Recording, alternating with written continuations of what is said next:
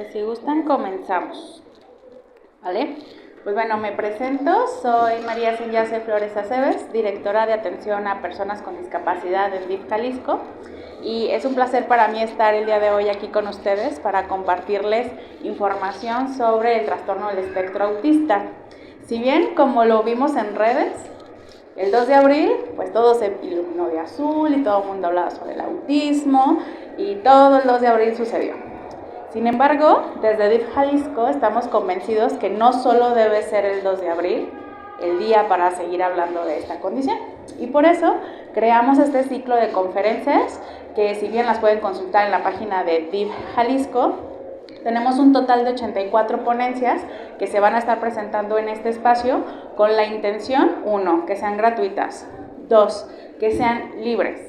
Es decir, que puedas estar transitando en el día a día y que puedas acceder a este tipo de información sin pagar cantidades exorbitantes que sabemos que a veces los simposios donde tenemos a profesionistas, pues bueno, lo suelen cobrar, ¿no? Entonces, la intención es que todo el mundo pueda acceder a esta información y que también les comparto, todas estas ponencias están siendo grabadas en audio.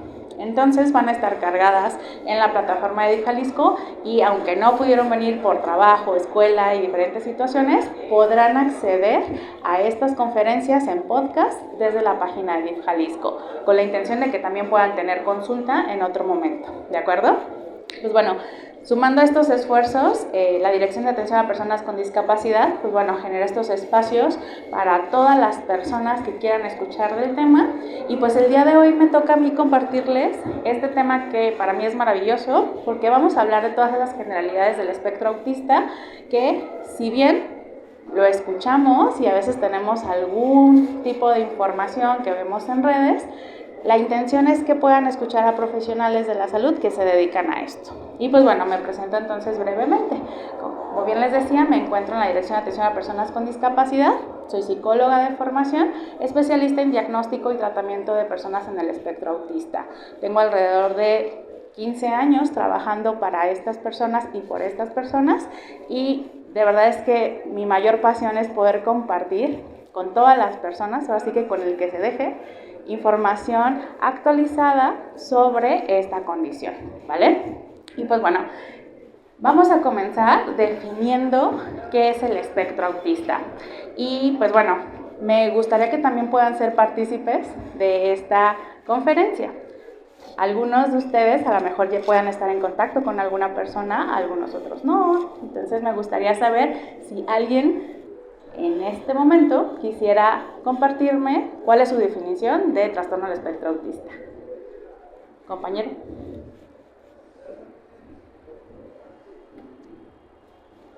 Pasa.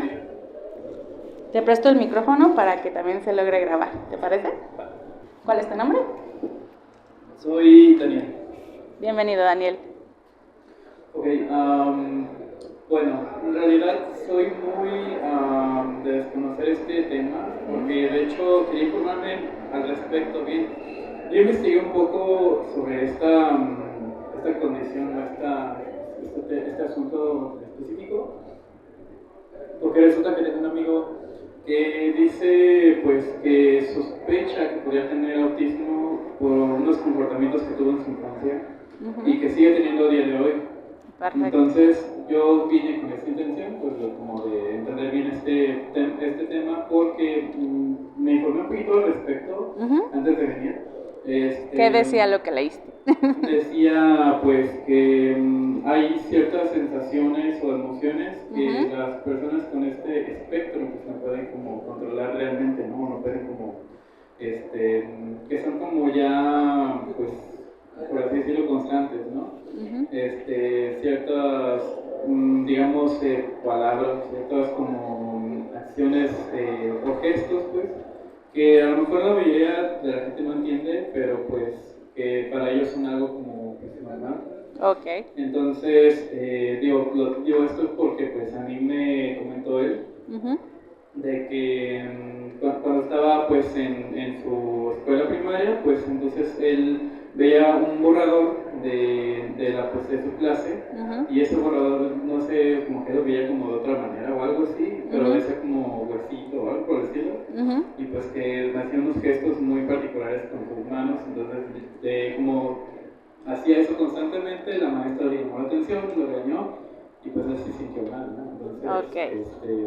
Vamos aclarando ese tema. Pero él no entendía eso, ¿no? Él no entendía claro. Pues, por qué lo había regañado, si pues para él era como algo normal, ¿no? Entonces, también a mí me creó cierta confusión, ¿no? Pues yo quise entrar un poquito al respecto, entonces, pues básicamente eso es lo que puedo como entender un poco de autismo. Perfecto, muchas gracias. Bueno, ya tenemos aquí una experiencia, creo que muy válida, de lo que pasa en el día a día con el espectro autista. Y la intención de estas conferencias es justo eso, brindarles información de fácil acceso para que podamos comprender por qué esas conductas, ¿va? Cuando hablamos de trastorno del espectro autista, hablamos de una condición del neurodesarrollo caracterizada por presentar distintas peculiaridades y dificultades en algunas áreas, como lo es la comunicación, la socialización, la integración sensorial y la flexibilidad del proceso de pensamiento. Por tanto, al presentar esas peculiaridades y esas dificultades en algunas áreas, pues bueno, nuestras personas en el espectro autista pueden presentar ciertas conductas, que algunas son muy evidentes, como lo mencionabas, a veces estos movimientos repetitivos con las manos, que tienen un nombre, se llaman estereotipias motoras manuales, y que nos ayudan a las personas con autismo a autorregularnos en ciertos momentos, pueden ser de frustración o de gran descarga sensorial, ¿vale? En ese sentido, pues bueno, también hablar de esta condición es sumamente importante porque podemos ver en esta diapositiva la incidencia a nivel mundial. Hoy por hoy la ONU nos dice que 1 de cada 100 está presentando un diagnóstico de autismo. Y esto no es para alarmarnos, en el sentido de que sea una pandemia o que se contagia, claro que no. Cuando hablamos de espectro autista no hablamos de una enfermedad, ¿vale? Hablamos de una condición del neurodesarrollo y que si bien últimamente están subiendo las cifras, se debe a que cada vez existimos más profesionales de la salud que abordamos este tema y que lo diagnosticamos, y por eso la estadística crece. También los papás están más alertas respecto al desarrollo de sus hijos. Anteriormente, pues bueno, justificábamos ciertas conductas, ¿no? A lo mejor un niño pequeño de 1 o 2 años que dejaba de hablar, la abuelita decía, no te preocupes, su papá habló a los 5 años, entonces esperaban mucho tiempo para el desarrollo de la comunicación. Y se justificaban las conductas, no se buscaban a los profesionales de la salud, y también muchas otras veces pasaba que las personas en el espectro autista eran diagnosticadas con otras condiciones. Nos ha tocado ver diagnósticos de niños en edad temprana que solo les dan un trastorno de, a lo mejor de expresivo del lenguaje, un TEL. Pueden ser chicos que diagnostican incluso con epilepsia. He visto algunos diagnósticos que dicen este niño tiene esquizofrenia y pues bueno, entonces la familia no llega al diagnóstico real y suele tener un peregrinar entre distintos profesionales a la salud. Normalmente lo que notamos como desfase principal del desarrollo es el lenguaje. Quienes han estado en contacto con niños pequeños podemos ver que desde los 8 o 9 meses hay una conducta muy peculiar en ellos, que es señalar a distancia lo que les llama la atención, ¿no? Vamos a tener niños muy pequeños que no tienen lenguaje verbal, pero señalan a distancia y hacen y entonces hacen esta comunicación. Señalo el objeto, miro a la persona que quiero llamar su atención y regreso la mirada al objeto, la llamamos mirada de 3 puntos. Y con eso ya hay comunicación. Si bien yo puedo estar en comunicación con usted y decir, y ella ya sabe que quiero que mire ese espacio, ¿cierto? No necesité decir ninguna palabra para poder comunicarme con ella. Entonces, estas habilidades de comunicación también se ven disminuidas. Tenemos chicos que tienen alrededor de 1 año, año y medio, 2, tenían algunas palabras en su vocabulario como mapa, agua, ya, sí, ¿no? Y esas palabras disminuyen o dejan de decirlas totalmente. También podemos notar que cuando ya tienen esta ausencia de lenguaje, suplen por una conducta que llamamos uso instrumental de la persona, que es te tomo de la mano y te llevo hacia lo que quiero. Y entonces supongamos que el niño quiere galletas, tomará a su mamá de la mano, la llevará hacia las galletas y dejará la mano de la mamá en esa bandeja de galletas. Pero a veces no comparten este proceso de comunicación con la mirada. Solo es, te llevo y te dejo. Los papás empiezan a entender cómo comunica a su hijo y dice, claro, ya tiene hambre, ¿no? Algunos chicos incluso hacen uso de los objetos. Por ejemplo, si tienen sed y son muy pequeños, toman el bibi y le llevan el bibi a mamá y dejan el bibi. Y esto significa, ya tengo hambre o ya tengo sed, ¿no? Entonces, la comunicación se ve disminuida y se suple por estas conductas. También podemos ver algo que le llamamos ecolalia. Con algunos chicos que empiezan a recobrar el uso del lenguaje es un poco particular porque repiten lo mismo que el adulto dice. Por ejemplo, el niño dice, la mamá dice, ¿quieres agua? Y el niño dice, ¿quieres agua? Si se fijan, en ese conjunto no hay comunicación. El niño repitió exactamente lo que la mamá le dijo. Y entonces se vuelve complicado comunicarse, porque imagínense, si lo que yo tengo es dolor de estómago y mamá no me pregunta, ¿te duele el estómago? Entonces no hay un recurso verbal para comunicar. ¿Y cómo puedo comunicar entonces? Con conductas. ¿Como cuáles? A lo mejor puedo gritar, a lo mejor puedo llorar, a lo mejor me puedo pegar, porque siento incomodidad, pero no sé que esto se llama dolor, no sé que esto se llama estómago, y la forma de comunicar con mamá lo hago por medio de repetición de palabras. Habrá algunos chicos que son muy listos y entonces empiezan a plagiar el lenguaje que escuchan de las caricaturas, de la televisión, de la radio, y utilizan fragmentos de esas películas, de esos comerciales para comunicarse. Tenía un pequeñito que cuando estaba jugando y mamá se acercaba para decirle, ya se terminó el tiempo de jugar, él decía, usted señor no es de los buenos. Y entonces usaba un tono diferente de voz. Si se fijaron, yo hice una imitación de un tono diferente, ¿no? Quienes vemos caricaturas sabrán que ese fragmento del diálogo es de Ralph el Demoledor. Y entonces este chico usaba ese fragmento de la película, que era su favorita, para hacerle saber a mamá que no quería que le quitara todavía los juguetes. Pero bueno, esto lo sabía la mamá. Imagínense que en este contexto yo estoy con ese niño que no conozco y él me dice, usted señor no es de los buenos. Pues no voy a saber qué quiere, ¿va? Porque no conozco su forma de comunicar, ¿vale? Entonces podemos tener este plagio de diálogos en nuestros chicos.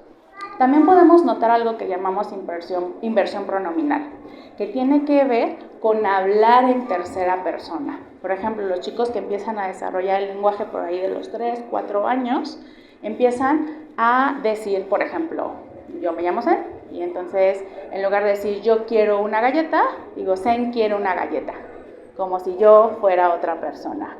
O la niña quiere una galleta, o quiere una galleta. Y entonces de esa forma empiezan a comunicar nuestro chico. O incluso llegan y dicen, ¿quieres una galleta? Pero no le están preguntando a la persona.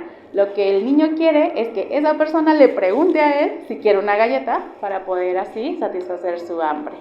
Entonces podemos ver ese uso del lenguaje que pareciera diferente, pero si se fijan, los chicos están hablando. Es decir, sí tienen un lenguaje verbal. Sin embargo, la comunicación es lo que se les está dificultando, ¿va? Incluso podemos tener chicos que tienen una memoria impresionante. Aprenden colores, números, letras, países, estaciones del tren. Todo lo que les interese lo almacenan. Y comúnmente lo repiten de forma autoestimulatoria, es decir, lo repiten para ellos. Por ejemplo, podemos tener chicos que constantemente están repitiendo, por ejemplo, yo tenía un pacientito que le encantaban las líneas del tren y entonces se la pasaba repitiéndolos constantemente. No porque quisiera que la persona que está enfrente las escuchara, era básicamente porque a él le gustaba estarlas escuchando y repitiendo, porque era divertido para él, era un tema de interés, ¿no? Y pues bueno, también podemos ver lo que decíamos hace un momento, alteraciones en el ritmo, entonación y prosodia. Es decir, que cuando plagian algunos diálogos o formas de hablar de la televisión, del internet, pareciera que estos chicos incluso son de otro país. Porque tenemos chicos que les encanta y son muy buenos con la tecnología y ingresan a YouTube y entonces siguen a algunos pues, youtubers que no son mexicanos y entonces si hablan como españoles o como argentinos, estos chicos plagian la forma de hablar de esas personas y cuando los escuchas dices, válgame, este niño es de otro país y no, le gusta escuchar videos de otros países con otros tonos de voz y los plagia y los utiliza de forma cotidiana, ¿vale? Incluso, les comparto, tengo una pequeñita que adoro, ella tiene 6 años y ella es muy buena para aprender palabras en otros idiomas. Y entonces te puede cantar el alfabeto en ruso, en inglés, en español latinoamericano, en español también de España.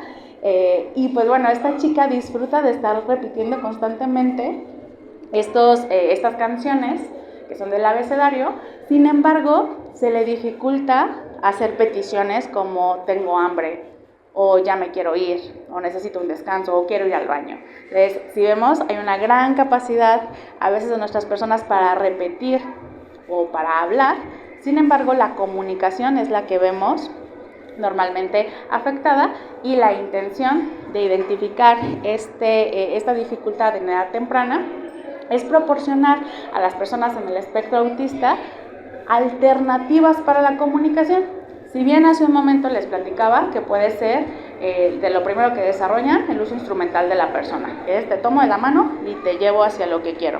Sin embargo, esa habilidad de comunicación pues no será muy útil cuando, por ejemplo, tengan opciones. Imagínense que tiene hambre y llevan a mamá al refri, pero abres el refri y hay un sinfín de opciones que pues la mamá no va a saber exactamente qué quiere el niño y pueden venir pues conductas que manifiesten comunicación. Por ejemplo, mamá, no me estás entendiendo qué es lo que quiero, y pues bueno, detone en retos, ¿no? Llorar, gritar, patalear, porque mamá no me entiende qué es lo que quiero.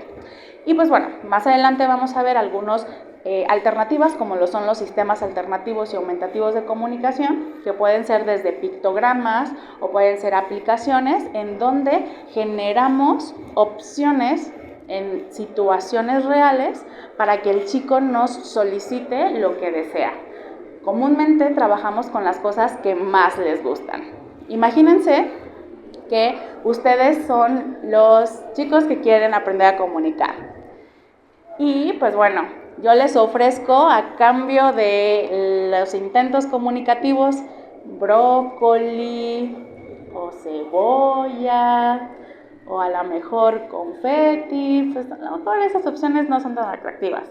Pero si yo les digo, bueno, vamos a utilizar el reforzador del dinero y por cada intento comunicativo te voy a dar 50 pesos, pues a lo mejor hay más interés por parte de ustedes para hacer intercambios comunicativos porque hay un beneficio a cambio que sí nos gusta, ¿no? Que puede ser el dinero, por poner en un contexto de adultos. Entonces, la intención de usar los reforzadores es que sean cosas que al niño, que al adulto y al adolescente le fascinen para que de esta forma genere la intención de comunicar al momento de hacer una entrega, por ejemplo, de un pictograma. Ahora, seguimos hablando de conductas observables. Gran parte de lo que vemos del espectro autista tiene que ver con la integración sensorial. Y pues bueno, es importante señalar que habrá pues también un espectro muy diverso en los retos sensoriales. Podemos tener desde los chicos que son selectivos con la ingesta de alimentos y que solo comen 5 cosas. Podremos tener chicos que no discriminan entre lo que comen y pueden ingerir hasta la pastilla de pato Purific del baño. Me ha tocado casos de ese tipo. Y pues bueno, todo esto se debe a la dificultad para identificar los sabores, para procesarlos de forma correcta y saber cuáles alimentos sí son pues posibles ingerirlos y cuáles no. Podemos también tener un perfil sensorial afectado, por ejemplo, a nivel táctil. Habrá chicos que no logren tocar texturas viscosas, texturas húmedas, texturas un poquito a lo mejor ásperas y que hagan esta conducta. Levantan las manos o incluso pueden ver en su cara este arqueo, como me voy a vomitar si toco la plastilina o si toco el gel, el slime. porque hay una desintegración sensorial a nivel táctil, ¿vale? Podemos tener chicos que son hipo o hipersensibles también a nivel de los sonidos. Podemos tener desde los chicos que a los 2 años de edad no responden al nombre. A lo mejor el niño se llama Juan, no responde al nombre, pero abres las papitas y ¡pum!, en inmediato escucha el sonido de la bolsa de papas. O puede ser que inicie la caricatura favorita y en ese momento ¡pum!, hay atención. Normalmente cuando son muy pequeños, los papás de lo primero que sospechan es del oído. Y dicen, ay, es que le hablo y no me hace caso. Y entonces los llevan al fonoaudiólogo, al médico, y le realizan por lo general potenciales auditivos evocados para identificar si está escuchando o no. Sin embargo, nuestras personas a veces son muy selectivos con lo que quieren escuchar. Y entonces, pues atender al nombre no es su prioridad, pero este sonido de abre las galletas, si me interesa, entonces ahí sí atiendo, o a las caricaturas o a los videos que más me gusten, ¿vale? Podemos tener también las estereotipias manuales de las que platicábamos hace algún momento, ¿no? Que son esos movimientos repetitivos que pueden ser con las manos, pueden ser con los pies, incluso podemos ver tics faciales en nuestros chicos y que, bueno, hay que entender que estos movimientos repetitivos los hacen normalmente para recobrar la calma. Les llamamos stimmings, y entonces cuando hay una saturación de a lo mejor elementos que son invasivos para la persona, pues podemos ver este tipo de movimientos para recobrar la calma. Ojo, no todas las personas con autismo realizan las estereotipias motoras, ¿vale? Y tampoco no todas las personas con autismo andan de puntitas. Podemos ver chicos que lo hacen normalmente en primera infancia y son muy intensas, pero también podemos tener personas en el espectro autista que los hicieron un momento y dejaron de hacerlos y ya no los hacen, ¿vale? Y esto tiene que ver con el perfil sensorial de cada uno. Cada persona en el espectro autista tendrá retos muy distintos, así como lo vimos en la comunicación, en la integración sensorial, ¿vale? Algo muy importante que se me pasó comentarles respecto a la comunicación es que, bueno, podemos también tener personas en el espectro autista que recobren el uso del lenguaje, y ese lenguaje es muy particular, por ahí de los 5 o 6 años, es muy formal, es un lenguaje muy preciso, y entonces parecieran adultos pequeñitos que hablan con ciertas palabras que incluso normalmente no utilizamos, ¿no? Como este suéter es muy mullido, o el picaporte, la nevera, las pegatinas, que son palabras que normalmente no utilizamos y que nuestros chicos pueden utilizar para referirse a las cosas. Ahora, este lenguaje es muy, muy inflexible. Si, por ejemplo, yo les digo, dame una botella de agua, pues la mayoría puede a lo mejor ir a la mesa, tomar la botella y entregármela. Pero si analizamos lo que les pedí, la realidad es que no hay botellas de agua. Las botellas son de vidrio, de plástico, y dentro contienen agua. Entonces la forma correcta de pedirles es, me brindas una botella de vidrio con agua, y a lo mejor de ciertos mililitros, porque pueden haber opciones, ¿cierto? A veces los mexicanos solemos utilizar el lenguaje de forma muy peculiar. Por ejemplo, a veces decimos burradas como, dame ese que está allá. Pues, ¿qué es ese y dónde está allá? ¿No? Y pues bueno, nuestras personas en el espectro desde muy pequeños a veces nos corrigen. Y pues bueno, creo que es una forma extraordinaria también de aprender de ellos, porque son muy correctos al referirse a las cosas, ¿no? Y pues bueno, eso a veces los puede meter en problemas, porque imagínense un chico de 6 años en la escuela que es muy inflexible con el lenguaje y la maestra dice, dame ese que está allá, y el chico le corrige, se puede meter en problemas, ¿cierto? Entonces por ahí la socialización de repente es afectada por la forma peculiar en comunicar, ¿va? También podemos tener uso de neologismos que tienen que ver con darle otro nombre a las cosas. Por ejemplo, yo le puedo decir a mi mamá, mamá, dame guachubas. Y dices, ¿qué es guachubas? Incluso si lo buscan en Google, yo no lo he encontrado. Y pues bueno, este pequeñito le llamaba guachubas a la sopa de codito con queso, que era la forma en la que él le nombraba a este platillo en particular. Pero pues bueno, esto va a depender también de cada persona del espectro autista. Si bien es importante mencionar que por eso se llama espectro, porque podemos tener diferentes habilidades y retos en la misma persona. incluso si tienen la misma edad. Ahora, regresando a la integración sensorial, pues bueno, hablábamos de la selectividad en la ingesta de alimentos que va más allá del que no coma verduras. Si yo le pregunto a cualquier mamá, ¿su hijo es selectivo con la ingesta de alimentos? Todas me van a decir que sí. Porque a los niños normalmente no les gustan las verduras ni las frutas, ¿no?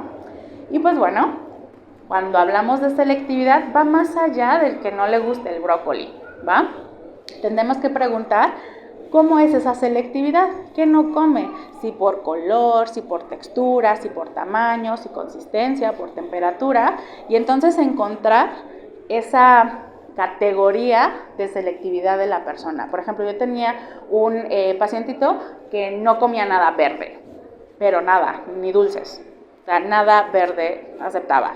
Tenía otro chico que no soportaba que los alimentos se mezclaran. Entonces, por ejemplo, si teníamos una sopa de arroz que venía, luego las mamás la hacen, ¿no? Con zanahoria, con ejotes, pues bueno, este chico no soportaba la sopa de arroz así.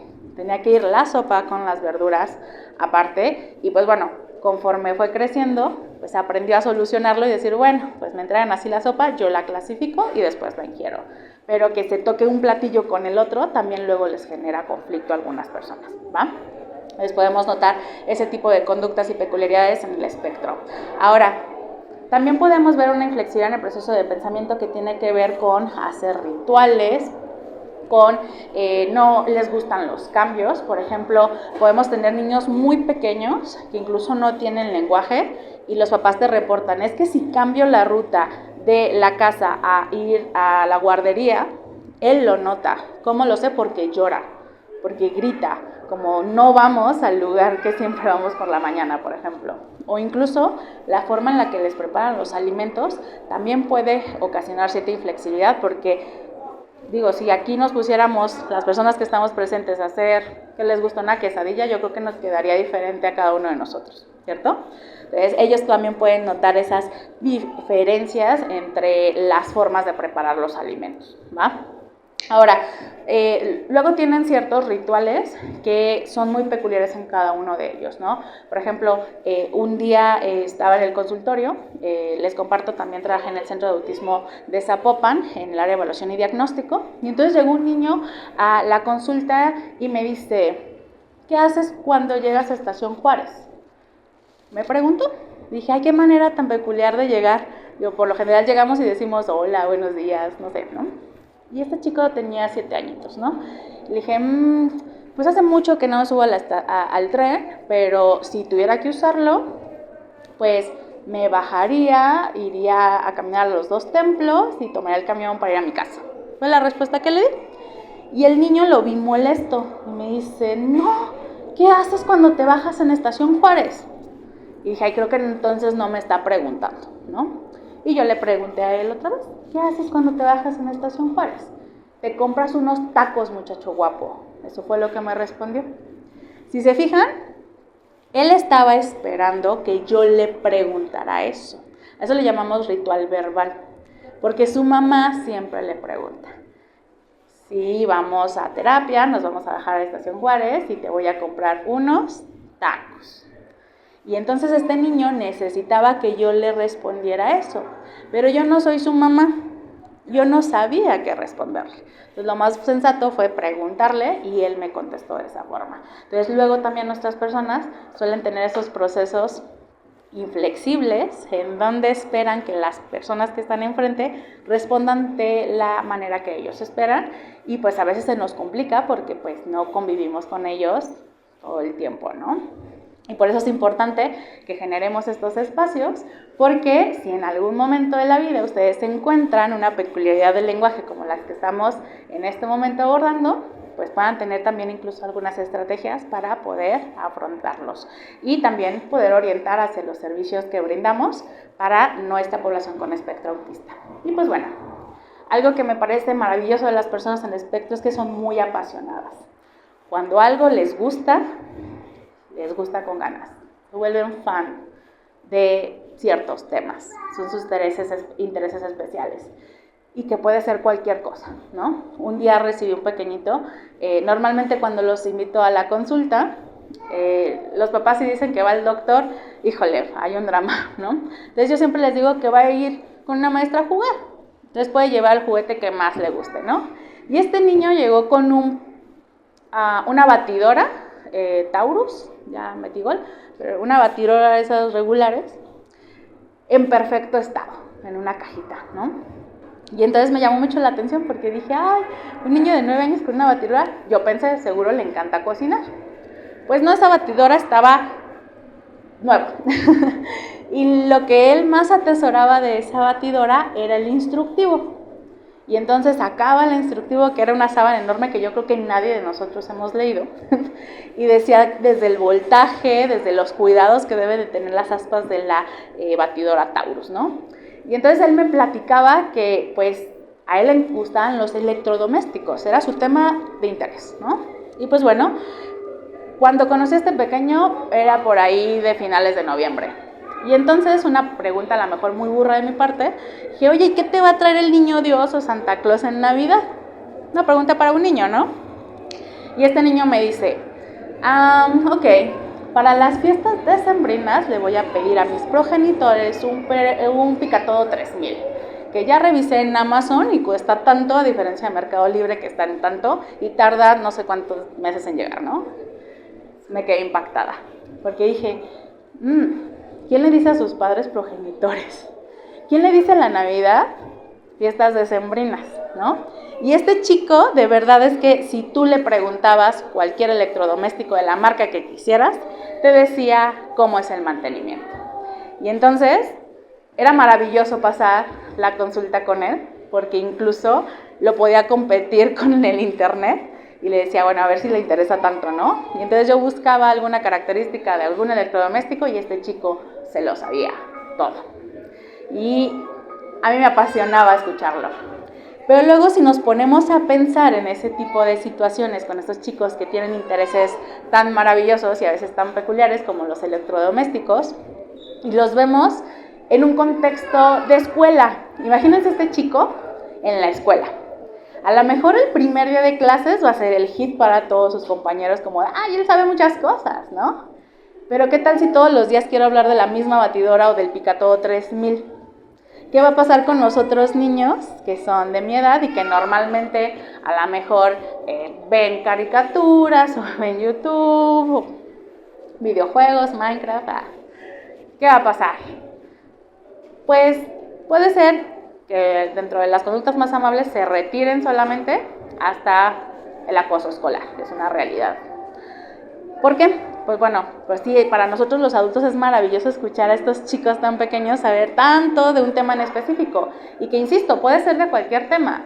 Ubican la serie de The Big Bang Theory, por ahí muy famosa en Warner, ¿no? Pues bueno, Sheldon Cooper podría ser una parodia de una persona de espectro autista. ¿Recuerdan cuáles son sus temas de interés? Los trenes, las banderas.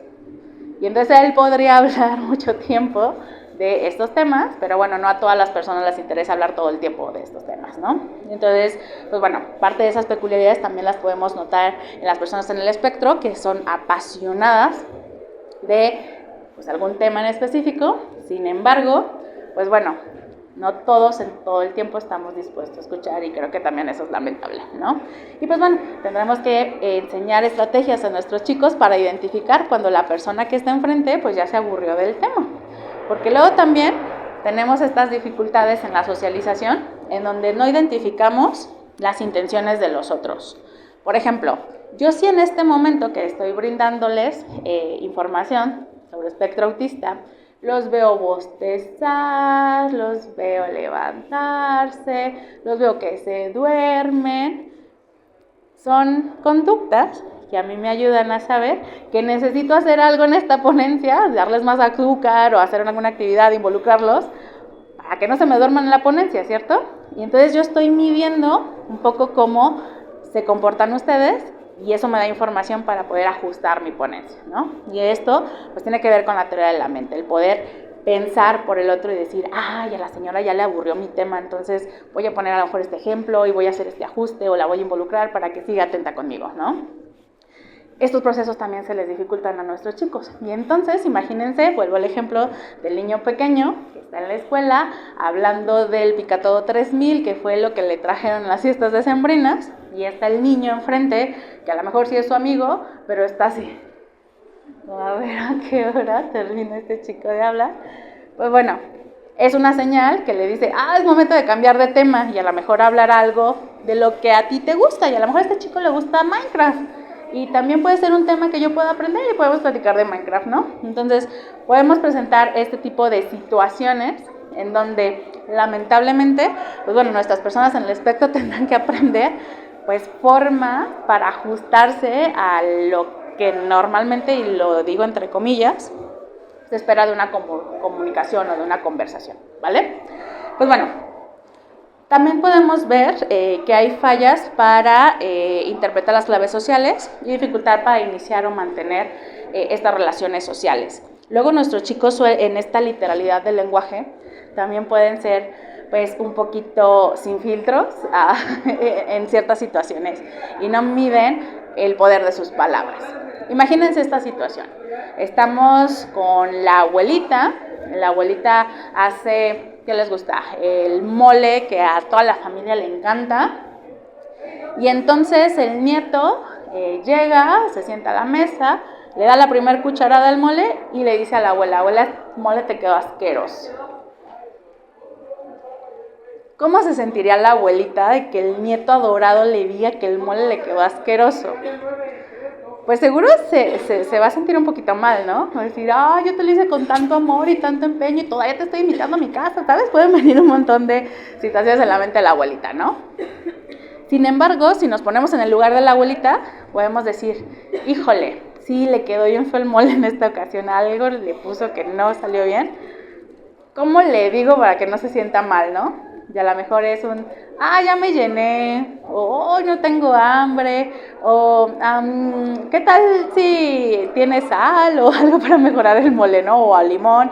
Entonces vemos alguna situación en la que podamos resolver sin decirle a la abuelita que el mole le quedó asqueroso, ¿no? Pues bueno, nuestros chicos son muy literales. Y luego a veces se les dificulta como entender el por qué habría que mentir de forma piadosa, porque la realidad es que el mole está asqueroso. Y sí es cierto, el mole no le quedó bien a la abuela, pero la forma en la que le hacemos llegar el mensaje y la forma en la que se va a sentir la abuela, pues también a veces hay que reflexionarla, ¿no? Entonces podemos tener a veces ese tipo de dificultades.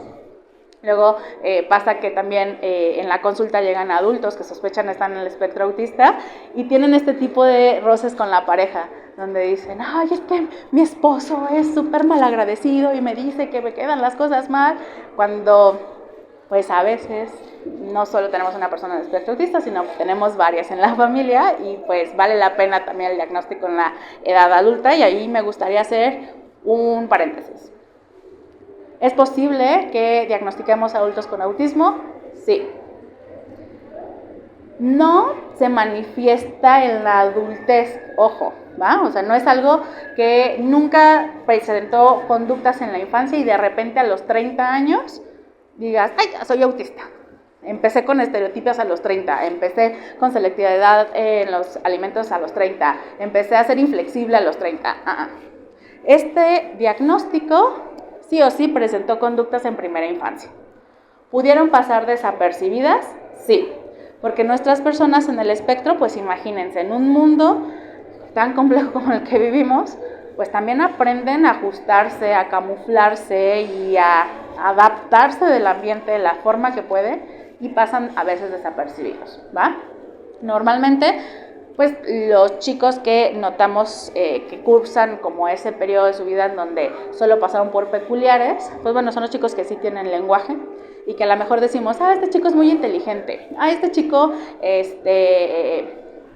habla muy chistoso, es muy formal al hablar.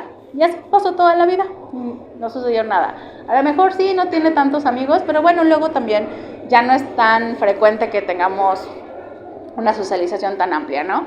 Entonces, compensan, pasan desapercibidos y de repente nos ha sucedido que llegan familias solicitando el diagnóstico para el hijo pequeño. ¿Y qué pasa? Que durante la entrevista, luego me ha pasado mucho con los papás, dicen, oye, mucho de lo que hace mi hijo, yo lo hacía de más chiquito. Luego le pregunta a uno, ¿y qué pasó con usted? Pues la chancla, ¿no? O el cinturón, porque luego pasaba eso en el pasado, ¿no? Que pues en el desconocimiento, pues las familias, sí, claro, el psicólogo antes era la chancla, no me dejarán mentir, y pues bueno, las personas se ajustaban, ¿no? Y aprendían y sí, con todo y lo que pasaba, que procesaban ellos la información diferente, pero si el ambiente los forzaba a adaptarse, pues se adaptaron, ¿no? Pasaron desapercibidos, no tanto, porque luego las mamás de estos papás, los abuelitos, los entrevistamos, dicen, sí, claro, pero el papá es igual. Pasa algo con el espectro autista, que bueno, sí tiene una carga genética. Dice por ahí Alejandra Aceves, que es una activista del espectro autista que a mí me encanta, la forma en la que transmite la información. Pueden encontrarla por ahí en @historiascotidianas, les va a fascinar las historietas que hace. Pues bueno, ella dice, sacudan el árbol genealógico, porque a veces no solo hay una persona en el espectro autista, podemos tener varias personas en el espectro autista que pasaron desapercibidas, ¿va? Y pues bueno, la invitación es sí a diagnosticarse, ¿va? Si en algún momento sospechamos que estamos en el espectro autista, hay que acudir. ¿A dónde? Pues a los centros especializados para realizar esta valoración diferencial. Ojo, diferencial. Diagnóstico diferencial es aquí la clave. ¿Por qué? No todo es espectro autista, ¿va? Luego podemos tener personas con diagnóstico límite de la personalidad que se confunden mucho con el espectro autista. Por eso es importante acudir a los centros especializados que ya tienen profesionales de la salud, como la señorita que está allá atrás, Carla, levanta la mano, y su servidora, que nos dedicamos a esto ya bastante tiempo y de verdad es que estamos súper comprometidas con la población. Hacemos certificaciones, hacemos actualizaciones, conocemos una gran cantidad de personas en el espectro para poder brindar un diagnóstico diferencial de calidad y poder determinar si la persona que estamos evaluando, en efecto, se trata de una persona en el espectro autista o puede ser otra situación de diagnóstico. Por ejemplo, podemos tener lo que les decía, ¿no? El trastorno límite de la personalidad, también podemos tener, a veces se confunde el síndrome de Tourette. Luego también se confunde el trastorno obsesivo compulsivo. Entonces hay que tener cierto ojo clínico, cierta expertise, baterías psicométricas para poder realizar un diagnóstico diferencial de calidad y poder orientar hacia dónde vamos a buscar el apoyo terapéutico, ¿sale? Al final retomo tu pregunta, ¿va? Gracias, guárdamela. En ese sentido, pues bueno, podemos tener estos servicios, sí, en los centros especializados es la invitación y pues bueno, también la invitación es a no autodiagnosticarnos. Luego vemos en internet y más en este mes de abril, pues todo es autismo, ¿no? Y entonces hay muchos test, ojo, son de detección, es decir, si comparto algunas conductas o no con este diagnóstico. Pero el diagnóstico diferencial lo tiene que hacer un profesional de la salud. Puede ser un psicólogo, puede ser un médico, por ejemplo, un psiquiatra, puede ser un neuropediatra, pero estos profesionales de la salud tenemos que estar formados en espectro autista, ¿va? Porque luego nos recibimos algunos diagnósticos que, híjole, una vez, el más raro que yo he escuchado, Carla, es que tiene diagnóstico de espectro autista nivel azul bajito. Ese es el más chistoso que yo he oído. ¿Tú has escuchado otro? ¿No? O autismo en la niñez, como si ya cuando llegas a los 15 ya se acaba el espectro autista. Pero luego hay profesionales de la salud, y este diagnóstico que les estoy diciendo lo hizo un psiquiatra. No les voy a decir quién, pero lo hizo un psiquiatra. Entonces, luego los profesionales de la salud que no están tan inmersos en el espectro autista, pues cometen errores como de este tipo, ¿no? El creer que el espectro autista se mide en tonos de azul. Si bien ven carteles que tienen un infinito multicolor, hoy por hoy lo que buscamos es que se identifique al espectro autista como una condición neurodivergente y que esta condición pueda ser identificada con el infinito, puede ser multicolor o dorado. Entonces tratamos ya de quitar esa pieza de rompecabezas y esa color azul que pues bueno, viene por ahí su raíz de Autism Speaks, pero bueno, nuestra intención actualmente es que se modifique esta concepción del autismo y ahora se supla por el infinito. Y por eso las galletas también tienen un infinito. Si quieren más galletas, son libre acceso, ¿ah? Para que no se me duerman. Bueno, cierro paréntesis del diagnóstico en adultos. Perdón que me metiera un poquito en ello, pero creo que también es importante el tener este tipo de información, ¿va? Y pues bueno, por último tendremos el juego. El juego en las personas en el espectro autista es increíble. O sea, de verdad es que yo he conocido chicos que incluso están en situación de calle. Me tocó un caso en Zapopan de un chico que encontraron en las vías del tren. Comía piedras, literal, comía piedras. Y este pequeñito, pues no hablaba, andaba así de puntitas, sí tenía algunas estereotipias y se sospechaba que tenía autismo. ¿Por qué? Porque andaba de puntitas y aleteaba, ¿no? Entonces nos lo llevan a diagnóstico y pues bueno, este pequeñito que no tenía ningún tipo de estimulación, o sea, su mamá también vivía en situación de calle, vivían en las vías del tren. ¿Qué pasó con él? Que cuando lo estaba evaluando, tenía por ahí unas piezas de madera como tipo Jenga, de muchos colores. Y este chico se sentó sobre la mesa, alineó todas esas piezas, pero con la gama del arco iris. Si yo medía esas piezas entre una y otra alineadas, se los juro, había 0.5 milímetros entre cada una de ellas. Y eso le gustaba hacer a este chico, el clasificar cosas en fila. A mí me sorprendió muchísimo este caso porque si este chico ni conoce los colores seguramente, no ha tenido una estimulación, nunca ha ido a la escuela, pero tiene una gran calidad para clasificar los objetos de esa forma.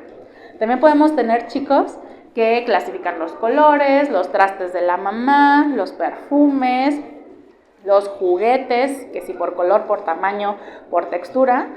Pueden hacer filas interminables, una detrás de otra. Pueden hacer estacionamientos de carritos. Pueden hacer torres y derribarlas. También luego les encanta ese juego. Y pues bueno, le llamamos que es un juego repetitivo, es estereotipado, porque es un juego que es de autoestimulación. Por lo general, cuando son muy pequeños, los chicos neurotípicos, y lo digo entre comillas, se acercan al adulto para involucrarlo en el juego. No sé si han visto niños muy pequeñitos que agarran cualquier cosa, por ejemplo, la botella del gel, y hacen, ¿no? Y entonces están jugando a que la botella del gel es un teléfono, ¿no? Entonces ya hay un proceso de juego simbólico, en donde el chico neurotípico está tomando un objeto y está jugando como si ese objeto fuera otra cosa y involucra al adulto.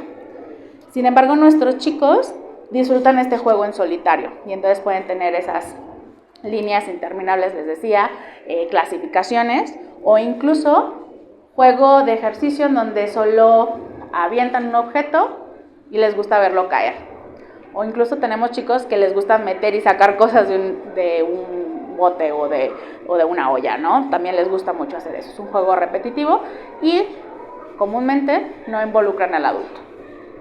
Ahora, podemos tener chicos que luego aprenden a jugar de otros niños o de la televisión y entonces emulan situaciones de juego, en donde, por ejemplo, si yo ya vi que mi primo juega a la maestra y dice esto y utiliza estos objetos, repiten la misma situación de juego. Sin embargo, cuando nos involucramos como adultos y les exigimos más de ese proceso, como de, y ahora llegó, no sé, un extraterrestre y dominó la escuela, se frustran. ¿Por qué? Porque ¿qué tiene que ver un extraterrestre con la escuela, ¿no? O con el juego de la maestra. Entonces, este tipo de situaciones nuevas también les generan cierta inflexibilidad y a veces incluso hasta molestia, ¿no? Y pues bueno, el juego va a ser muy diferente en cada persona en el espectro autista. Podemos tener desde los que hacen clasificaciones hasta los que sí usan los objetos. Y sin embargo, cuando les pedimos una propuesta más personalizada del juego, pues tenemos una respuesta similar en las ocasiones en las que se fomente el juego, ¿va? Pues bueno, ahora, justo cuando hablamos de espectro autista y el diagnóstico, no solo en edad adulta, pues es importante utilizar psicometría especializada para poder realizarlo. ¿Cómo cuál? Aquí tenemos 2 baterías psicométricas que normalmente les llaman el gold standard para la evaluación de diagnóstico de espectro autista. Híjole, que tienen sus consideraciones, es decir, ¿son costosas? Sí. A22 anda por ahí de los 120,000 pesos, ¿verdad, Carla? ADR anda como por ahí de los 14, 15 mil pesos, ¿no? La dificultad con estas baterías es que, bueno, también hay que certificarse para poder aplicarlas. No es solo que las compres, sino también hay que recibir capacitación, que creo que pues es algo muy acertado, porque si no, pues cualquier profesional pudiera estar diagnosticando, ¿va? Sin embargo, y aquí me gustaría citar al gran Eduardo Ediastenopala, quien dice que antes de estas psicometrías, pues hay que desarrollar el ojo clínico, hay que saber qué estamos buscando. Si yo leo las baterías psicométricas, pues puedo ver conductas, y si nunca he visto cómo son esas conductas, pues puede ser muy difícil que las encuentren las diferentes personas que se encuentran en el espectro autista, ¿va? Entonces, previo a estas baterías psicométricas, siempre se recomienda, pues mínimo haber estado en contacto con población en el espectro autista un par de años para conocer realmente ese espectro, porque luego creemos, que todas las personas con autismo no hablan, y eso no es así, o que todas las personas con autismo son muy inteligentes, y que ahí me gustaría hacer también un paréntesis respecto al coeficiente intelectual. A veces se cree que porque tienen intereses tan apasionados, tienen un coeficiente intelectual por arriba de la media todos, y esto no es así. Es tan diverso el coeficiente intelectual como en la población regular. Podemos tener chicos que tienen doble excepcionalidad, sí, espectro autista y también aptitudes sobresalientes. Puede pasar. También podemos tener espectro autista y un desarrollo cognitivo regular. Y también podemos tener espectro autista con deterioro intelectual, con discapacidad intelectual concomitante, ¿vale? Entonces, el espectro es muy diverso y no podemos decir que un criterio diagnóstico es que la persona tenga un coeficiente intelectual por arriba de la media, ¿de acuerdo? Pues bueno, con la evaluación y diagnóstico ya decíamos, es importante el ojo clínico, es importante saber qué buscar y sumar a ello las baterías psicométricas para poder tener argumentos y decir, sí, esta persona está en el espectro autista, tiene un nivel de apoyo a lo mejor en la comunicación nivel 1, pero a nivel sensorial nivel 3, y aquí me gustaría también hablar un poquito de los manuales diagnósticos y estadísticos, ¿vale? Para realizar la valoración de espectro autista podemos utilizar dos manuales, que puede ser, bueno, también así, pero no me encanta tanto. Hablaremos de la clasificación estadística internacional de enfermedades y problemas relacionados con la salud en su 11ª revisión y del DSM-5. Pues bueno, hablando del DSM-5, nos marca que esta condición del neurodesarrollo podrá presentar diferentes niveles de apoyo. Ojo, no son niveles de severidad. No hablamos de 1, 2 y 3 como si fuera el 1 el que tiene menos retos y el 3 que tiene más retos. No. Son niveles de apoyo y entonces podemos tener una variedad enorme de apoyos en una misma persona y que incluso puede variar con el paso del tiempo. Como decíamos, podemos tener un nivel de apoyo a lo mejor en la comunicación 1, pero a nivel sensorial 3, ¿va? Y la intención es que con el paso del tiempo y con el paso de la intervención terapéutica podamos disminuir los niveles de apoyo en la persona y pues bueno, estos pueden ser fluctuantes, en el transcurso del tiempo y de la vida, ¿va? Entonces, ojo, no hablamos de nivel 1, 2 y 3 de autismo como si fuera severidad, ¿va? Son niveles de apoyo en las distintas áreas que se afectan, ¿va? Y también tenemos la clasificación estadística internacional de enfermedades y problemas de la salud, la CIE-11, la cual a mí me gusta mucho porque tiene dos bondades. Una, no maneja niveles de apoyo. Lo que maneja es si cumple los criterios de trastorno del espectro autista, puede venir o no acompañado de deterioro intelectual o venir o no acompañado de dificultad en el lenguaje, en la comunicación, ¿vale? Entonces describe el autismo en el momento. Podemos tener una persona en el espectro autista con deterioro intelectual y con dificultad leve del lenguaje, por ejemplo, ¿no? ¿Lo dejamos al final? Bueno. ¿Se puede llegar a confundir con lento aprendizaje? Sí, claro. Sí, justo podemos a veces encontrar profesionales de la salud que solo diagnostican el coeficiente intelectual y no ven el espectro autista que también acompaña. Sin embargo, lo que decía con la clasificación es que es muy noble la CIE-11 porque describe el autismo en el momento, ¿va? Y entonces, si yo a este mismo chico que tiene 3 años lo evalúo a lo mejor en 10 años, pues va a ser un diagnóstico todavía de espectro autista, pero a lo mejor su nivel de apoyo en el lenguaje ya disminuyó y el coeficiente intelectual a lo mejor sigue en deterioro intelectual, ¿va? Entonces, me parece que es un poco más noble también con las familias, porque no nos peleamos con que es 1, 2 o 3, sino describimos los retos que tiene mi hijo. Y pues bueno, también es importante mencionar que esta clasificación, al ser internacional, pues bueno, cuando hacemos los diagnósticos con esta variante, pues serán válidos en cualquier parte del mundo. Entonces también esto facilita mucho trámites de las familias que no solo viven en México, ¿va? Ahora, hay que tener cuidado con el diagnóstico, porque no se trata de recibo el diagnóstico para etiquetarme y decir, pobre de mí, soy autista y entonces necesito que todo mundo haga lo que yo quiero, ¿no?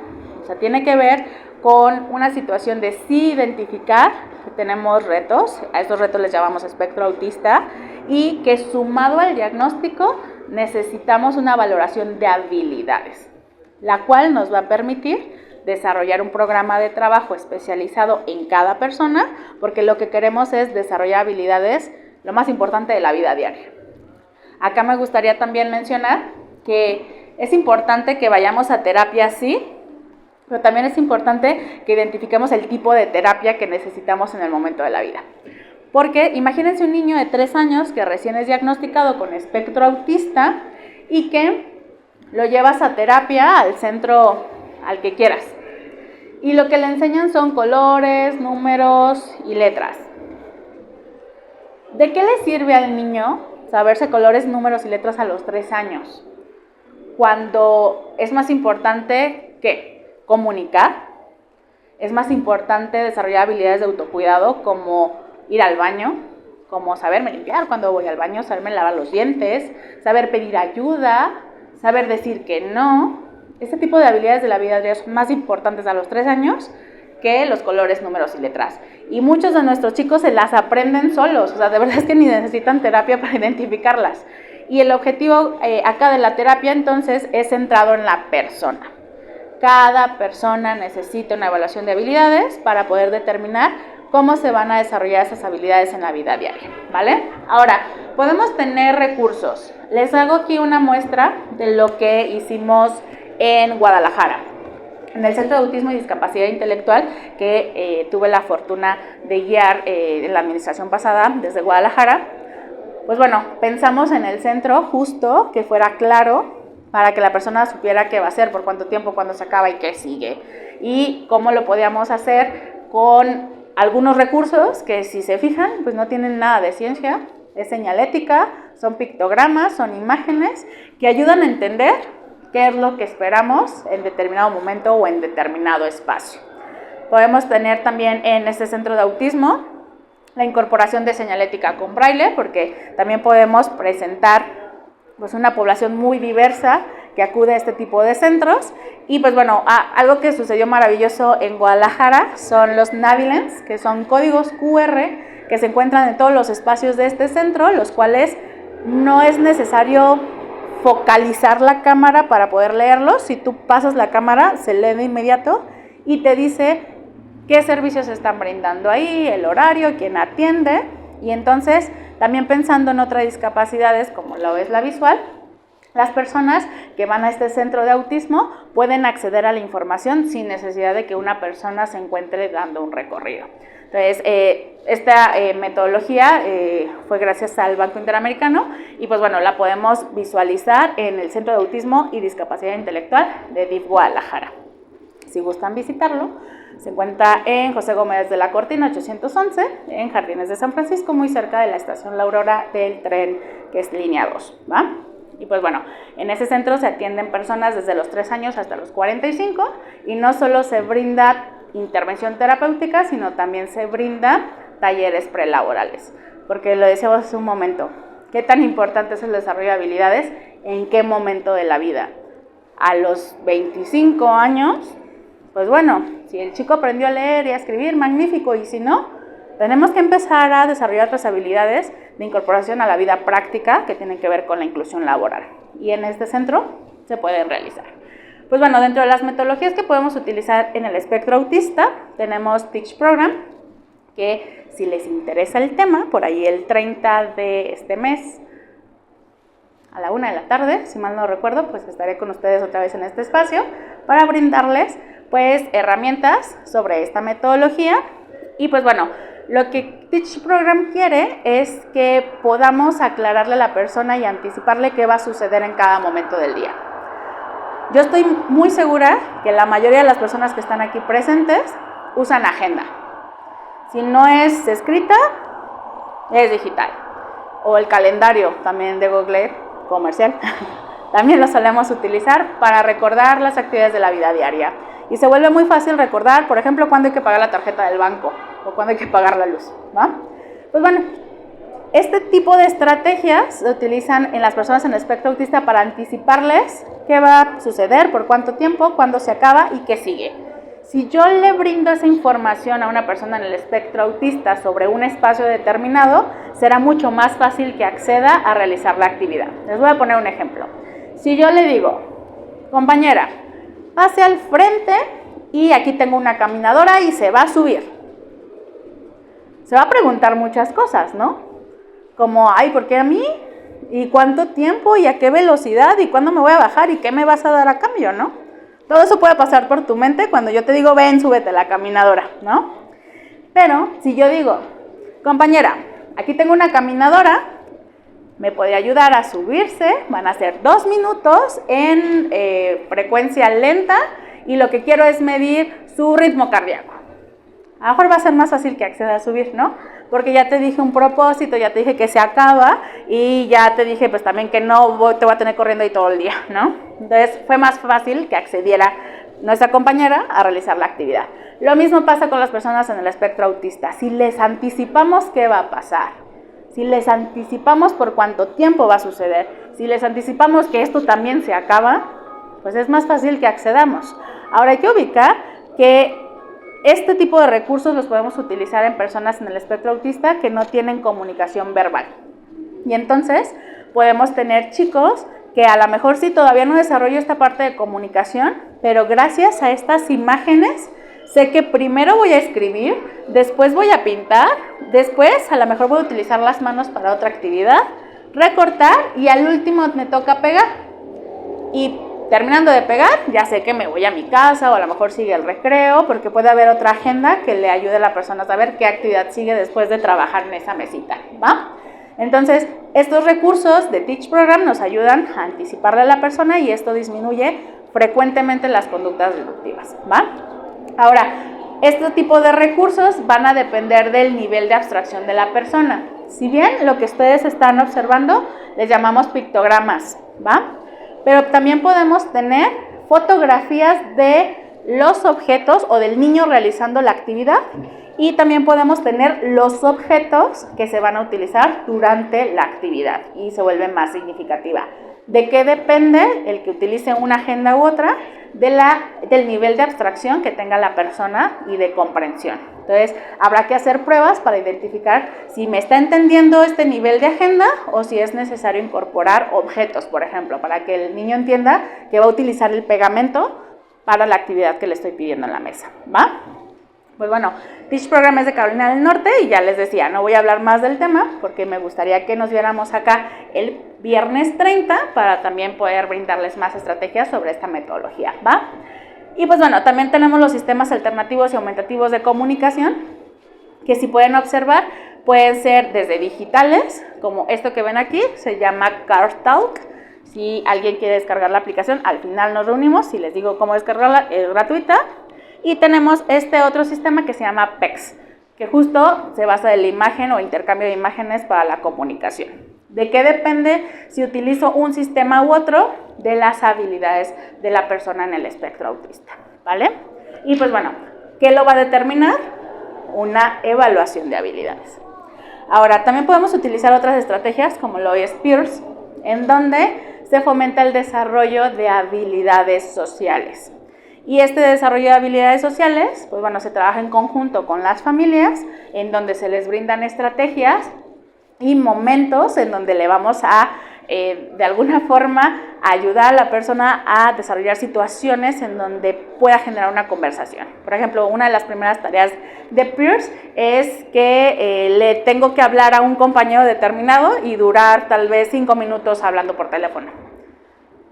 ¿Qué tengo que hacer? Pues todo un esquema y una supervisión para que el chico realice la actividad y que pueda mantener esos 5 minutos hablando por teléfono, ¿no? Entonces, por ahí la intención es capacitar también a los papás para que puedan ser, pues, ese medio para que sus hijos desarrollen habilidades. Y aquí me gustaría hacer un paréntesis también respecto a cómo nos involucramos como familias en el proceso terapéutico. Cuando hablamos de esta condición, no solo es suficiente llevar al niño a terapia y quedarse 1 hora. Acá lo más importante es que desde los profesionales abramos las puertas de los consultorios y les mostremos a las familias cómo vamos a trabajar con su hijo, con su nieto, con su tutor, para que puedan generalizar aprendizajes y de la misma forma que trabaja en el consultorio, pueda llevar esas habilidades a otros espacios, ¿vale? Entonces, es muy importante que las familias se involucren para poder generalizar estos aprendizajes.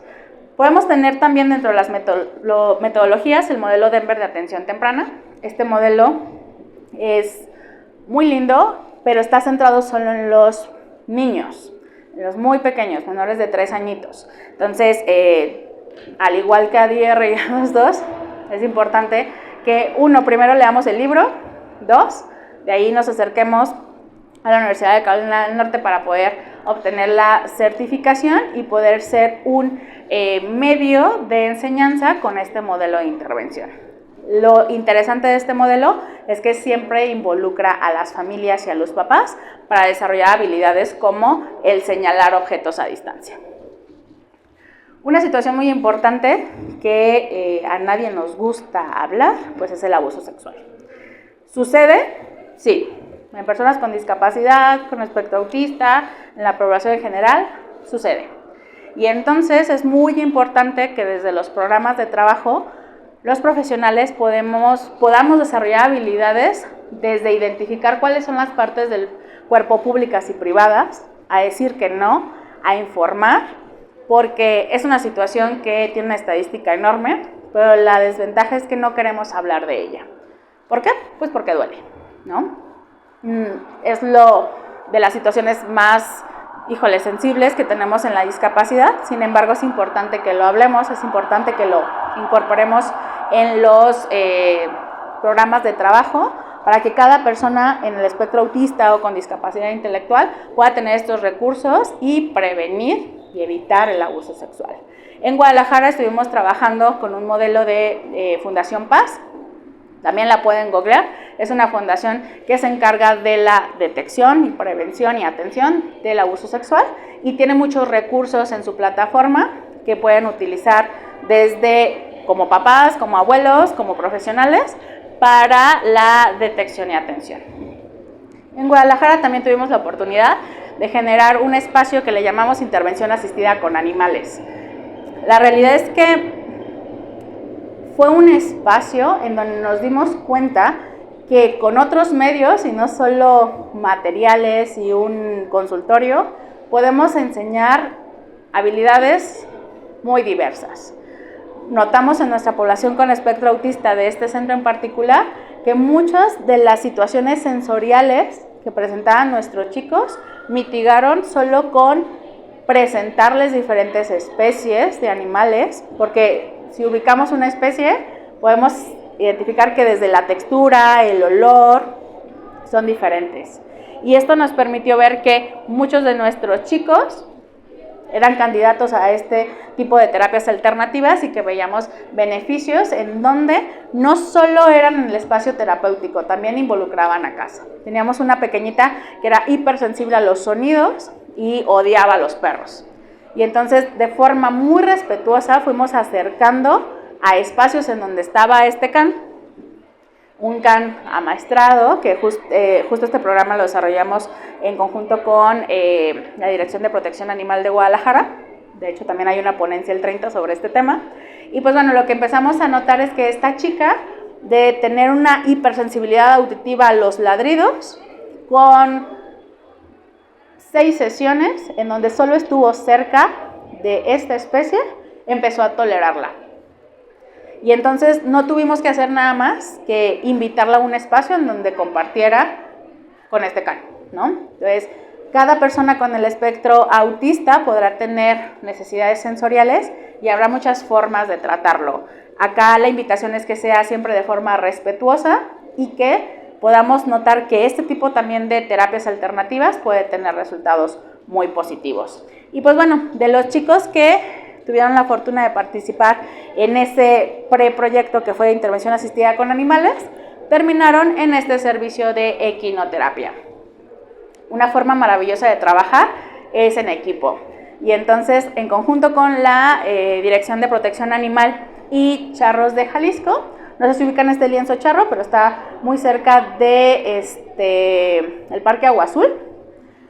Primero nos permitieron el acceso a caballos, los cuales obviamente tuvimos que entrenar para que fueran candidatos a la equinoterapia.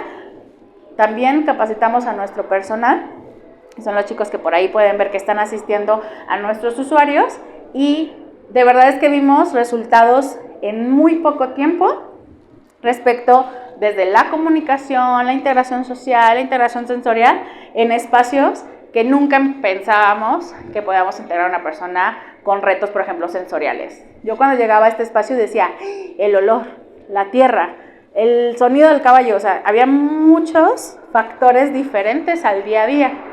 Sin embargo, con acercamientos respetuosos, y obviamente cada chico tenía un programa de trabajo especializado, logramos actividades como las que están viendo en estas fotografías con nuestros usuarios, en donde lo que querían era que no se terminara la sesión, cuando nosotros pensábamos que podía ser un ambiente muy invasivo, ¿no?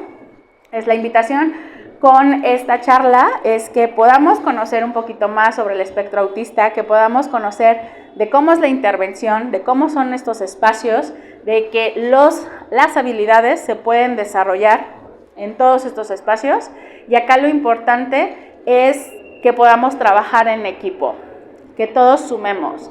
Que si en algún momento en el tren, en algún espacio público, vemos a una persona en el espectro autista con alguna crisis y una mamá también en crisis, podamos acercarnos y preguntar si le podemos ayudar, si necesita algo que le podamos acercar, porque a veces desde una botella de agua hasta una pegatina puede ser la diferencia para que un chico recobre pues esta postura de comunicación y de socialización en una situación de crisis, ¿no? Entonces la invitación es que podamos ser más sensibles, que podamos conocer, que se acerquen a nosotros. En DIF Jalisco tenemos la fortuna de que se encuentra la señora Maye, se encuentra Pablo, muy comprometidos con esta causa, y próximamente tendremos el primer centro de autismo regional que se encontrará en el municipio de Tepatitlán de Morelos, porque muchas familias pues lo que hacen es migrar a zona centro para poder obtener los servicios, ya sea en el centro de autismo de Zapopan o Guadalajara, pues la realidad es que las listas de espera están enormes.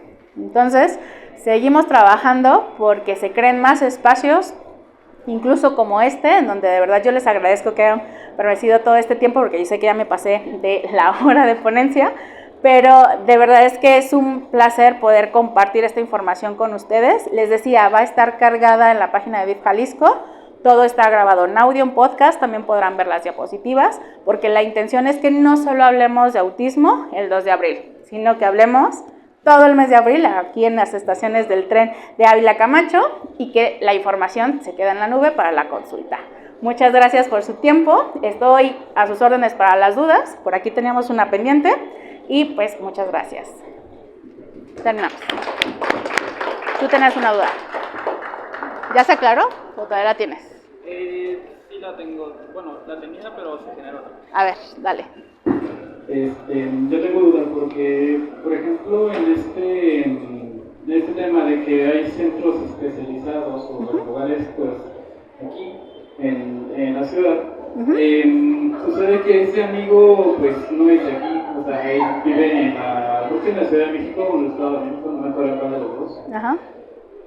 Entonces, yo lo que sé de sus comportamientos que tuvo de niño y que ha tenido todavía a su edad, porque creo que tiene como 20 años o algo así, pues no sé cómo digamos, entender yo eso, ¿no? O cómo ayudarle, o de qué forma interactuar, pues, correctamente con él.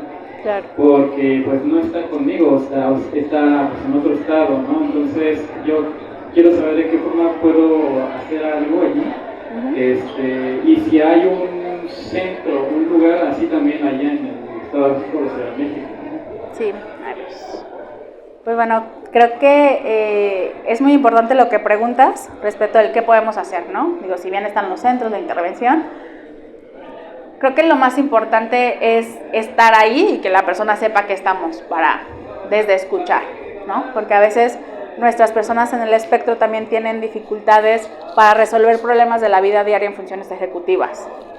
Hace poco tiempo un amigo me decía, oye, tengo esta situación de trabajo, ¿quién me va a comprar los alimentos? Porque ya voy a salir muy tarde del trabajo, ¿no?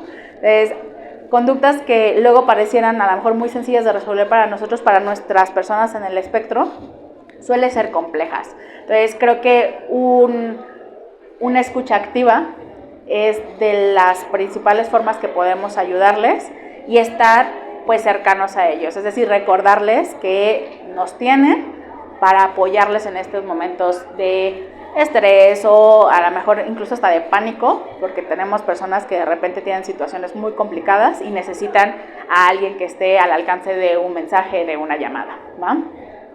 ¿Qué podemos hacer también por ellos? Seguir hablando de autismo, seguir investigando, seguir escuchando, seguir posteando. Por ahí les decía, Historias Cotidianas tiene muchas viñetas que brindan información actualizada sobre espectro autista y creo que debemos de inundar las redes de ese tipo de información, que es útil para que otras personas las puedan ver y que también puedan ayudar a otras personas, ¿vale? Ahora, respecto de los centros, sí, en Ciudad de México existen varios. Está Domus, que es uno de los centros especializados en el espectro autista y que ya tiene bastante tiempo. También está el CRIT, Teletona ya tiene su área de autismo.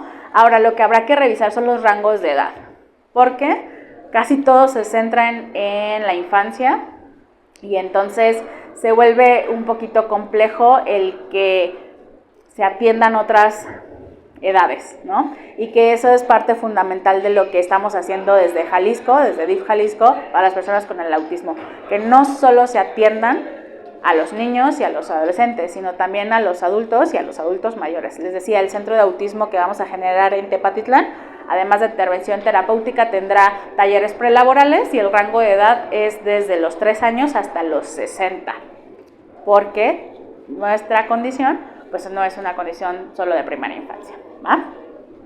¿Alguna otra duda? Buenas tardes. ¿Así? Perfecto. Si no tienen inconveniente, le explico a la señora brevemente. Agradecerle que esté acá y si bien no importa que se haya integrado más tarde a la charla, les comentaba a los compañeros que todas estas charlas van a estar cargadas en la plataforma de DIF Jalisco, por si no solo este tema, también quiere aprender sobre otros, pero respondiendo a su pregunta, que es sobre qué es el espectro autista, pues bueno, es una condición del neurodesarrollo caracterizada por presentar peculiaridades y dificultades en distintas áreas, como es la comunicación, la socialización, la inflexión del proceso de pensamiento y la integración sensorial. Y entonces, el espectro autista es la suma de conductas en todas esas áreas. Podemos tener personas que no desarrollan lenguaje, por ejemplo, y que no lo hicieron de pequeños y tampoco sucede en la vida adulta, pero también podemos tener personas con autismo que sí tienen lenguaje, que están incorporadas en la escuela. Incluso conozco una persona de 50 años que tiene 3 doctorados, está casado, tiene 2 hijos y se acaba de enterar que es autista. Pasan desapercibidos a veces.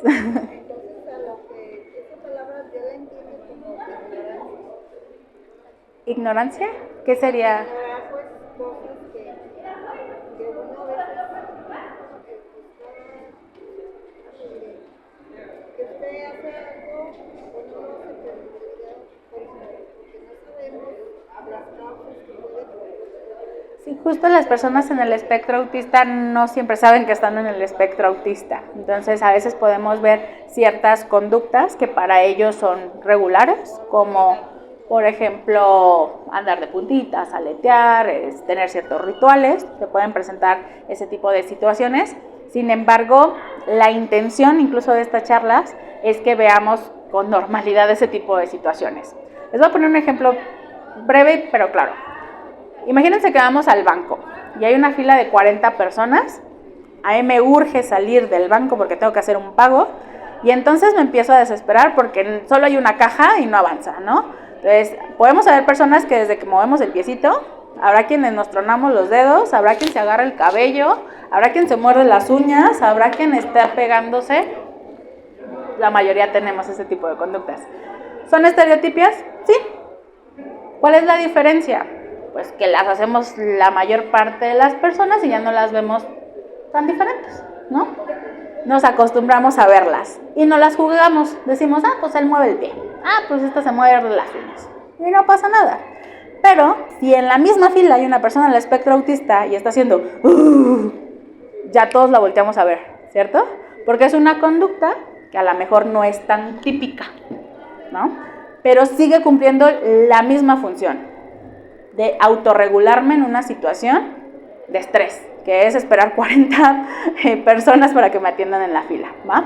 Entonces, esta es la intención de estas charlas, que podamos ver con normalidad estas conductas y que lejos de que los miremos feo, o de que los señalemos como de, está haciendo esto, es como de, posiblemente tiene autismo. Y digo posiblemente porque esa conducta de aletear o andar de puntitas no nos da el diagnóstico por sí sola. Necesita la suma de conductas en las áreas que ya veíamos y que le mencionaba para poder tener ese diagnóstico, ¿sale? Entonces, la intención es que podamos seguir aprendiendo y yo le invito a que no solo sea hoy que nos acompañe, vamos a estar todo el mes de abril. Las charlas son 9 de la mañana, 12 de la tarde, 1 de la tarde y 5:30 de la tarde. Y les decía, si no pueden asistir, estarán cargadas en podcast en la página de DIF Jalisco, ¿vale? Por acá había otra manita levantada.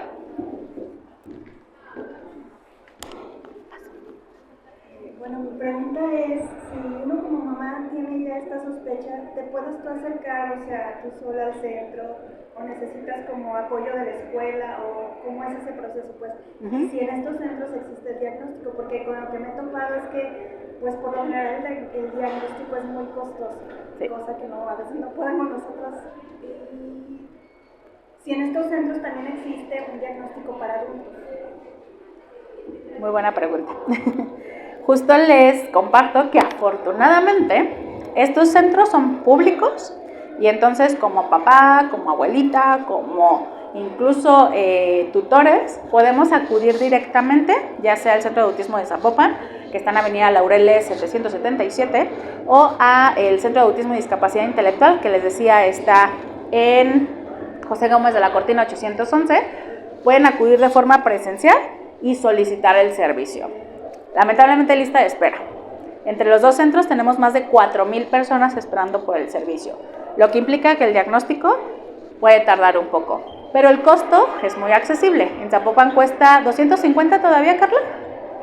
250, ¿verdad? 400. 400 ya cuesta el diagnóstico en Zapopan y en Guadalajara cuesta 500 pesos, ¿va? Sin embargo, si lo comparamos con lo que cuesta en lo particular va de los 3,000 a los 10,000 pesos, dependiendo del profesional de la salud, ¿va? Entonces, lo ideal sí es acercarnos a estos centros. También hay un teléfono, es 33 38 48 50 00, extensión 6313, que es el de Guadalajara. Puedes googlear Centro de Autismo y Discapacidad Intelectual y te aparece la dirección y el teléfono. Sin embargo, hay que tener paciencia, ¿va?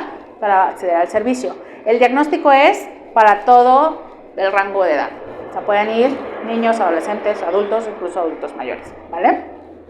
Ahora, lo importante es justo que, pues bueno, también estemos muy en contacto de las redes, porque luego tenemos centros que son justo privados, pero que de repente generan campañas sobre bajar los costos de los diagnósticos. Y entonces podemos acceder a este tipo de apoyos. Comúnmente en abril es donde más aperturamos este tipo de servicios y podemos tener un diagnóstico también de calidad, sin embargo, a un costo menor.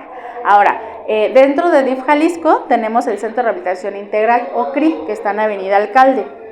Ahí tenemos el servicio de neuropediatría y el neuropediatra por lo general hace una valoración y si sospecha de autismo manda al área de psicología, quien también puede realizar esta valoración de espectro autista, ¿sale? Solo que no es como tal un centro de autismo, sino que se brindan servicios complementarios para la población, ¿sale? Entonces, si te interesa también el servicio, creo que nosotros tenemos un poco menos lista de espera que Guadalajara y Zapopan por ser centros de especialidad, pero también se puedes acercar. Sí, es CRI, Centro de Rehabilitación Integral, y está en Avenida Alcalde, ¿vale? En cualquiera de estos 3 espacios puedes solicitar la valoración, ¿de acuerdo? ¿Alguna otra duda? Dime. Sí, aquí en Guadalajara está el CRI, en Avenida Alcalde. No me sé todavía el número. Miraflores algo, pero búscalo así, Centro de Rehabilitación Integral, pero ahí el diagnóstico es solo para menores de 18 años, ¿va? Porque el servicio es de neuropediatría, ¿vale? ¿En la Avenida Laureles es para qué rango de edad? Hasta los 15 años en atención terapéutica, pero el diagnóstico no tiene límite. De hecho, una también de las buenas noticias que tiene Zapopan es que está generando el centro de autismo en la colonia Miramar, el cual no tiene rango de edad. 100 y más, dijo Carlos Núñez. Apenas. Está justo, según entiendo, está ya en el proceso de equipamiento, pero pronto tendremos otro centro de autismo público en Miramar y pues bueno, sin rango de edad, ¿vale? Ese es el de Zapopan. Pero Zapopan va a generar otro centro de autismo en Miramar y ese es el que no tiene rango de edad, ¿vale? Ajá, ese es el centro de autismo de Zapopan, ¿va? Y en José Gómez de la Cortina 811 se encuentra el Centro de Autismo y Discapacidad Intelectual, que ese es de DIF Guadalajara. Hay que entender que los centros de autismo son de los municipios, unos de Guadalajara, unos de Zapopan, y Zapopan ya no solo tendrá uno, van a ser 2 próximamente, ¿de acuerdo? Y el que nosotros vamos a generar está en Tepatitlán de Morelos. El Centro de Rehabilitación Integral es el que está en Avenida Alcalde. Pero el otro José Gómez de la Cortina, 811. Igual si tú lo googleas como CADI o Centro de Autismo y Discapacidad Intelectual, aparece de inmediato en las redes, ¿vale? ¿Alguna otra duda? ¿No?